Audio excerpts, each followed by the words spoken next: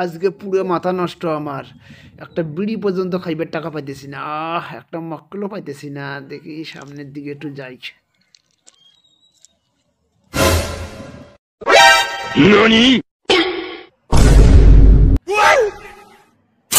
ওই কি রে, তুই সকমালের ছেলে না?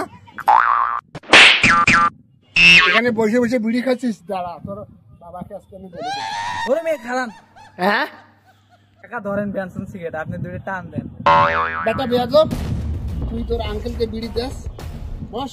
কাকা মন খারাপ করিয়েন না।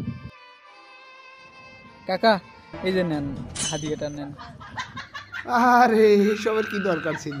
তোর তো একটা বেড়ে না। দেখি দেখি দেখি দেখি, আরে এসব বয়সে এগুলো খাইবে না তো কি খাইবে? খাও। আরে না না, লাগবে না। তুমি আরাম করে বিড়িতে শুকটান দাও, আর আমারে হাদিয়াটা দিতে ভুলিও না, ঠিক আছে? ভালো থেকো। আল্লাহ আমারে 200 টাকা কট দিয়ে গেল এই বিড়ির কারণে। এই বিড়ি আমি খাবো না।